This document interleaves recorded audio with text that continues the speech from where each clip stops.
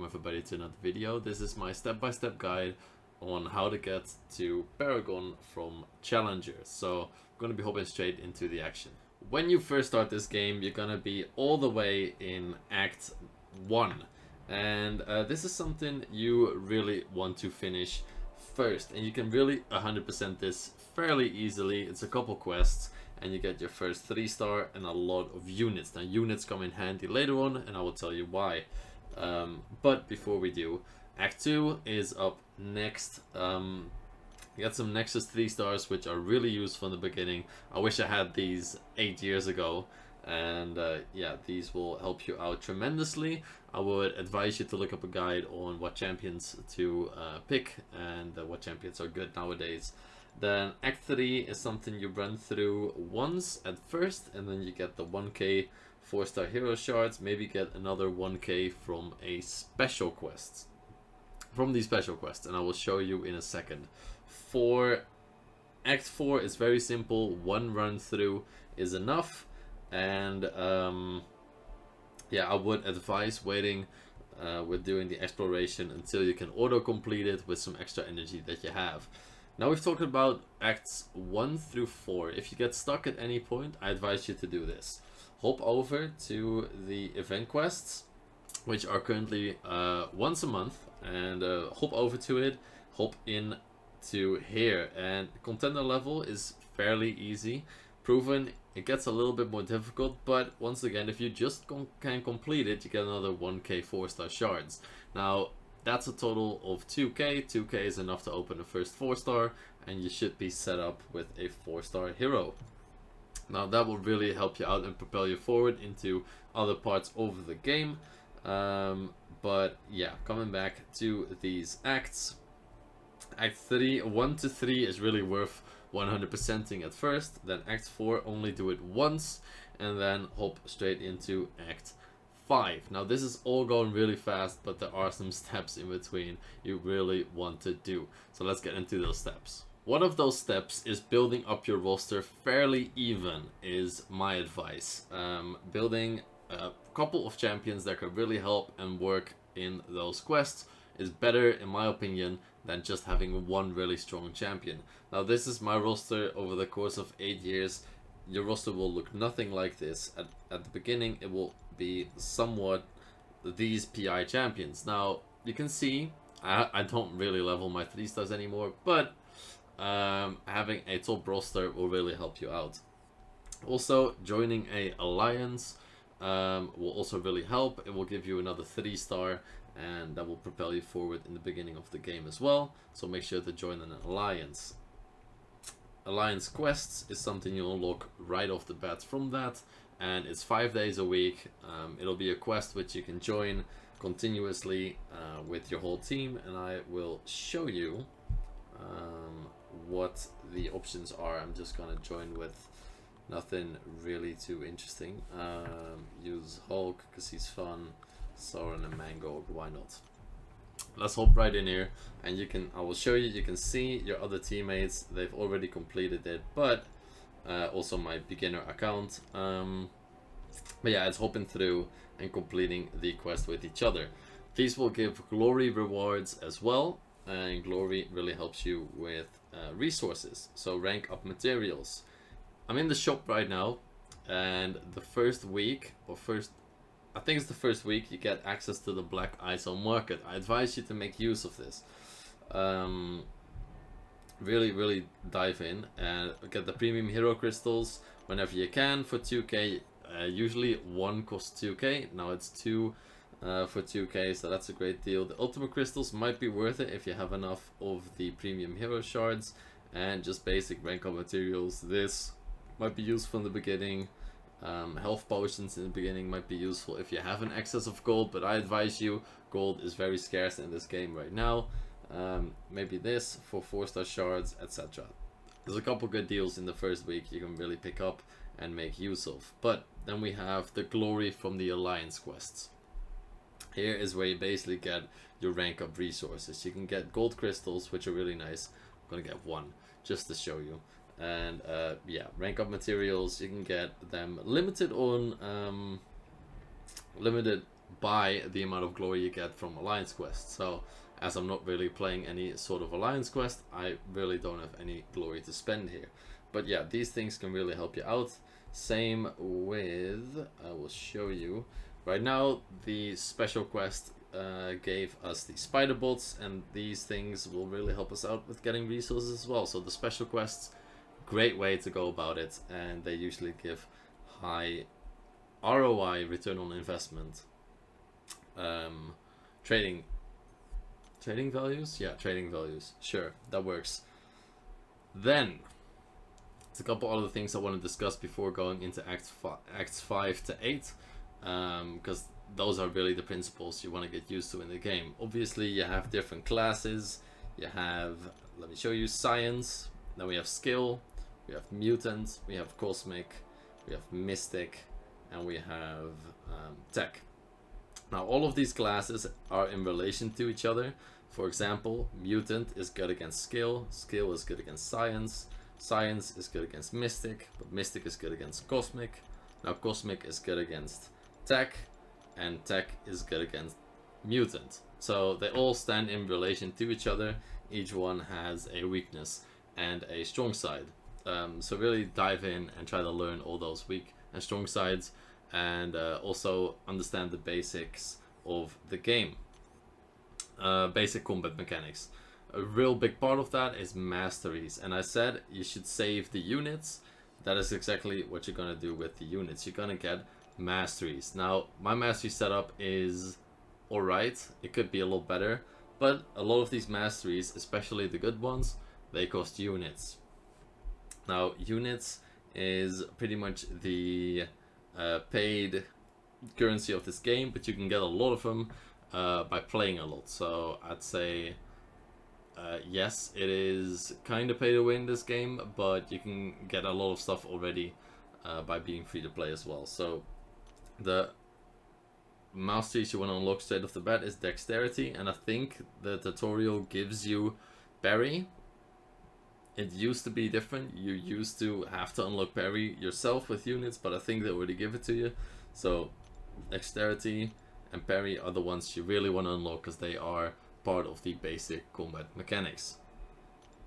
Then other masteries I advise and I think are good are willpower, the crit precision and crit cruelty masteries.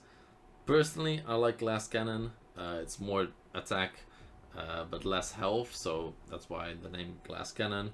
Based on your champions, you might have a champion that deals a lot of bleed damage, so you might go for deep wounds, but yeah, you get the point. All these things, they cost units. So that's why you want to at first save all your units, build the mastery setup you really want to use, and then after that you want to use your units to complete the story progression, because this will give you the different ranks we were talking about, which is, no, I can't from here, but I'll show you.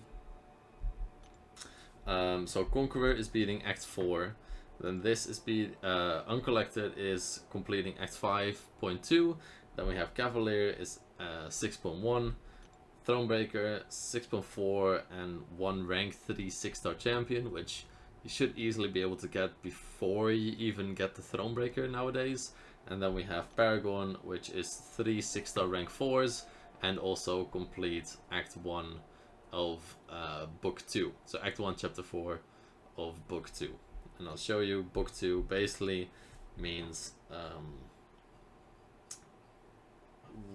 where can I show you? Well, this is Book 2, Acts 7 and 8, and this is Book 1, Acts 1 through 6. Now, talking about the Acts 5 and 6 and 7 and 8 going forward, I will create separate guides for each act, because 1 through 4 is really easy and straightforward, no real interesting nodes to deal with, but Acts 5 to 8 are more difficult and they need more practice and more knowledge about the game, so I'm going to create separate guides for those, and I will link them down below once they are released, because I think this video will release first. So save the video and come back later if you're at that exact act, and then check if the guide is there, because it should be up by then. So yeah, basic principles are explained. We have the arenas, and this is where you get your units. If you play a lot, then this is where you farm your units for the masteries, or for your revives going through the story progression.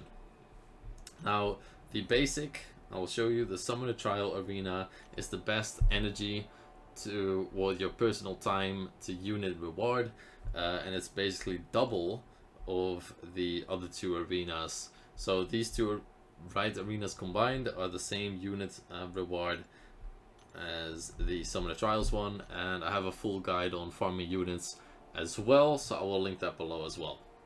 If you're struggling on gold, I have a full guide for that as well, which is down below. Same goes for ISO, which is the upgrade material in the game. A couple other things, you have special quests. These special quests are permanent, and that means they will never leave the game. They're here for you to complete, so don't rush these. I'd say the event and special quests are the ones you really want to spend your time on during the month, because they will refresh every month and the other ones won't be accessible anymore. But these, a lot of them aren't really worth it anymore due to outdated rewards. A good example is Road to Labyrinth. Completing all 4 chapters gives only 500 4-star heroes crystal shards, and those chapters are way more difficult than, for example, completing the proven one, all 3 chapters, which is way less quests, way less energy spent, and it gives even more 4-star hero shards and bang for your buck, basically. So yeah, be really picky about this and don't spend your revives and units on these in particular. Only if you're going for an Abyss of Legends run or Eternity of Pain run, Grandmaster Gauntlet, and then even access the rewards, the input, and then decide for yourself if it's worth it. Now we're going to tell you about the upgrading of your champions. We're going back to the 3 stars because those are the ones in the beginning of the game that you will basically see most of. So this will be a rank 1, I think, for me. Yes, and going to rank 2 is tier 2 basic catalyst and tier 1 tech catalyst. Now going from 2 to 3, that is going to be bumped up to 5 basic catalyst and then 1 tier 2 class catalyst, according to the class of the champion, obviously. Then from rank 3 to 4 is going to be bumped up again, and it's 3 tier 3 basics and 2 tier 2 class catalysts according to the class of the champion. These you can get in the daily quests, also from the glory store and some of the other in-game reward features, but these are really easy to get in here. Easy, medium, hard, and expert. So easy is tier 1, medium tier 2, hard tier 3 class catalyst. This is the catalyst vault. You also have the same for ISO, and the proving grounds is for the basic catalyst. Catalyst vault is for the class catalyst. Now proving grounds, same here, tier 1, tier 2, tier 3, and then tier 4, from left to right, from easy to expert. Very self-explanatory, and you will get used to this system once playing the game. Now that was a lot of information. Going on to crystals. Actually, there's something to tell you, because some things you do really want to save. I'd say save up the free crystals that you get every 4 hours. Maybe save the daily crystals, and save all the other rank up material crystals until you need to use them. So that will be the tier 4 class, the tier 3 class, the tier 4 class fragment crystals, everything related to upgrading. I'm actually gonna open these, didn't know I had them, but everything related to upgrading, I'd say save them. Same for these crystals, because they will all give rewards that can expire. Saving shards might be smart once you are a bit more advanced in the game, but at the beginning I'd say open all your shards so you get as much champions to progress as fast as possible. But once you are overflowing on ISO maybe, and you don't have gold and stuff like that, you really might want to save the shards so you don't get more ISO and it doesn't expire. Very, very basic principle, but it really, really does help with resource management in your game. So That is something to be really careful about. We have two more things to cover, and that is the back issues, which is another form of permanent content, but more, I'd say more specific permanent content, because you can sometimes only use certain champions and stuff like that. I can show you. For example, oh wait, I'm in a quest, so I can't show you. But for example, there's one where you can only use 1 stars, 2 stars, 3 stars, 4 stars in specific quests, etc, etc. You have the classic difficulty, which is basically the beginner level, and then you have a variant difficulty as well, which yields more rewards, but depends on your roster, but might not be worth it. It all depends on how you view the game and at what point of your progression you are. I'd say though, if you have extra energy, it's always worth exploring the classic modes just to get, wait, let me quickly take a look, because I think there's one where you, yeah, get the Stony Mastery Course for completing, and the Mastery Course, well, the word says it, it lets you unlock some of the masteries, so you can save your units, unlock the masteries with these scores. So if you have some leftover energy and you don't want to play, just put it on auto mode, put it to the side of you, you don't have to look, it's just going to auto through the quest, and eventually you'll get the rewards from it. So that's something huge to check out as well. And then the last bit of content I want to cover, and that is something you unlock. Well, it was uncollected, but Marvel Contest of Champions actually released this for, I think, Conqueror players as well this month, and that is the Battlegrounds. Battlegrounds is basically your player versus player mode. You both select champions, you fight against each other's defenders, and the person with the most amount of points after the fight wins the match and progresses forward. The other progresses backwards or stays in the same place depending on your rank. This is a very good way of getting some of the resources in the game, but you unlock it later in the game, so if it doesn't show up, don't worry. I'm going to show you the Battleground store and show you what I think is the best option in here, because I have ran multiple beginner accounts and I think these are the best options. I think 5-star shards definitely in the beginning.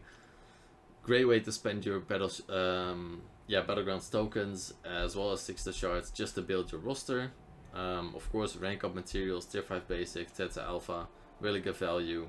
Then there's tier 5 class catalyst selectors, which are really good value as well, especially if you need one to rank up to a higher rank, which will probably be one of your highest ranked champions at that point of getting these. Now, tier 3 alpha and tier 6 basic is something that unlocks from, I think, Thronebreaker progression level, and that will be something you will see eventually when playing through the game. You'll be a lot more knowledgeable once you reach that level. So, and then for Paragon players, there is 7-star shards in here, but yeah, it's very expensive and I don't recommend getting them as of right now.